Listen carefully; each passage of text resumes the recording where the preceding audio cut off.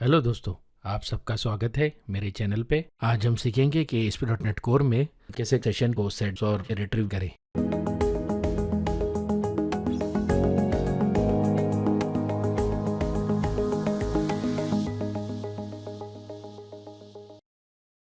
तो चलिए शुरुआत करते हैं। आप देख सकते हैं मैं कंट्रोलर को ओपन कर रहा हूँ। यहाँ पर सबसे पहले मैं एक नेमस्पेस सेट करूँगा, microsoft.ASP.NET Core.HTTP। यहाँ पर हम HTTP कॉन्टेक्स्ट का इस्तेमाल करेंगे, इसलिए हमें ये नेमस्पेस को इनहेरिट करना पड़ रहा है। अब हम हमारे इंडेक्स एक्शन मेथड में सेशन को सेट करेंगे। आप देख सकते हैं किस तरह मैं HTTP context.session.set स्ट्रिंग मेथड का इस्तेमाल कर रहा हूँ और यहाँ पर मैं एक स्ट्रिंग को सेशन में स्टोर करूँगा। आप देख सकते हैं यहाँ पर दो पैरामीटर्स है। सबसे पहला पैरामीटर है सेशन वेरिएबल का नाम या की, और दूसरा है वैल्यू, जहाँ पर मैंने अपना नाम एंटर किया है। ASP.NET कोर में सेशन को एनेबल कैसे करना है उसकी सारी जानकारी के लिए मैंने एक वीडियो बनाया है और उस वीडियो की लिंक आपको राइट हैंड साइड में नजर आ रही है। अब चलिए हम हमारे व्यू की ओर चलेंगे, जहाँ पर हम आगे की प्रोग्रामिंग करेंगे। यहाँ पर सबसे पहले मैं ऐड टैग हेल्पर का इस्तेमाल कर हेल्पर क्लासेस को इनहेरिट कर रहा हूँ ताकि हमें इंटेलिजेंस में मदद मिले।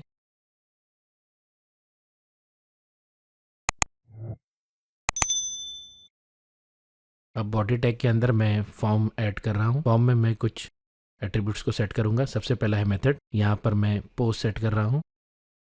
अगला है ASP कंट्रोलर, यहाँ पर मैं होम सेट करूंगा। उसके बाद है ASP एक्शन, यहाँ पर मैं एक एक्शन मेथड जो कि इंडेक्स का नाम स्पेसिफाई कर रहा हूँ, पर हम कंट्रोलर के अंदर और एक एक्शन मेथड बनाएंगे जो कि हमारे पोस्ट कॉल को हैंडल करेगा। उसका भी नाम इंडेक्स ही रखेंगे। आप देख सकते हैं मैंने एक सेशन नाम का लेबल सेट किया है और उसके बाद मैं यहाँ पर एक टेक्स्ट बॉक्स बना रहा हूँ।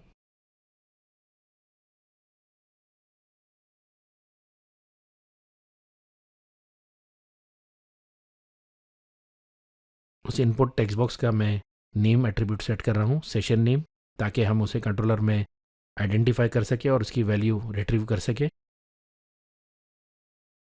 सबसे आखिर में मैं एक सबमिट बटन ऐड कर रहा हूँ ताकि जब हम इस बटन को क्लिक करें तब हमारा फॉर्म सबमिट हो और कंट्रोलर के एक्शन मेथड में टेक्स्ट बॉक्स की वैल्यू को पास कर दे।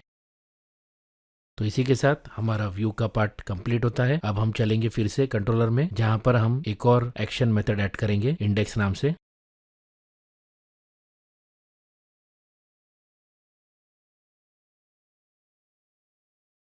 यहाँ पर मैं एक पैरामीटर एक्सेप्ट कर रहा हूँ, सेशन नेम। अब आप अगर गौर देंगे तो सेशन नेम पैरामीटर का भी नाम है और सेशन नेम हमारे टेक्स्ट बॉक्स का नेम एट्रीब्यूट की वैल्यू भी है। तो इसी तरह हमारे टेक्स्ट बॉक्स की वैल्यू एज अ पैरामीटर यहाँ पर रिसीव होगी।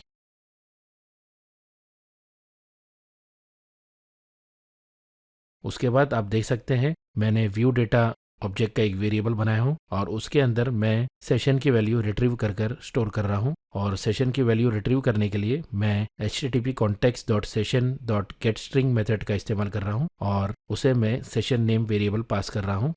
सबसे आखिर में मैं व्यू फंक्शन को रिटर्न कर रहा हूँ। अब सबसे आखिर में हम हमारे मेथड को HTTP पोस्ट एट्रीब्यूट से डेकोरेट करेंगे क्योंकि ये पोस्ट कॉल को हैंडल कर रहा है। अब हम चलेंगे हमारे व्यू में, जहाँ पर हम व्यू डेटा ऑब्जेक्ट की वैल्यू को यानी कि सेशन की वैल्यू को डिस्प्ले करेंगे। यहाँ पर आप देख सकते हैं कि पहले मैं एक इफ़ कंडीशन का इस्तेमाल कर रहा हूँ जिससे कि मैं वेरीफाई कर लूँगा कि हमारे व्यू डेटा ऑब्जेक्ट में डेटा है या नहीं, और अगर इसमें डेटा है तभी ही इसकी वैल्यू को डिस्प्ले किया जाएगा। डिस्प्ले करने के लिए मैं जावास्क्रिप्ट अलर्ट मैसेज बॉक्स का इस्तेमाल करूँगा। इसलिए आप देख सकते हैं मैंने यहाँ पर स्क्रिप्ट टैग्स ऐड किए हैं। यहाँ पर मैं window.onload इवेंट हैंडलर, जो कि जावास्क्रिप्ट का इवेंट हैंडलर है जो कि ब्राउज़र में पेज लोड होने पर ट्रिगर होता है, उसके अंदर एक अलर्ट फंक्शन को कॉल करूँगा।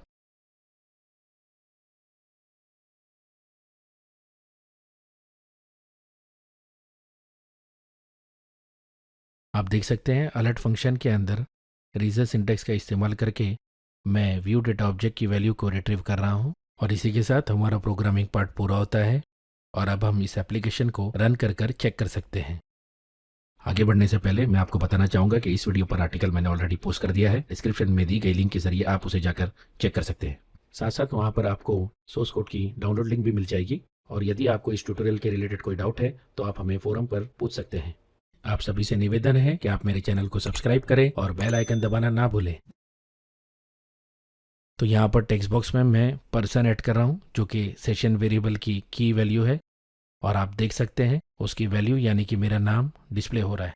तो इसी के साथ आज हमने सीखा कि किस तरह हम ASP.NET कोर में सेशन के अंदर वैल्यू को सेट भी कर सकते हैं और किस तरह उसे रिट्रीव भी कर सकते हैं। आपका बहुत बहुत शुक्रिया वीडियो देखने के लिए। प्लीज़ लाइक, शेयर और सब्सक्राइब करें। जल्दी मिलेंगे अगले वीडियो में।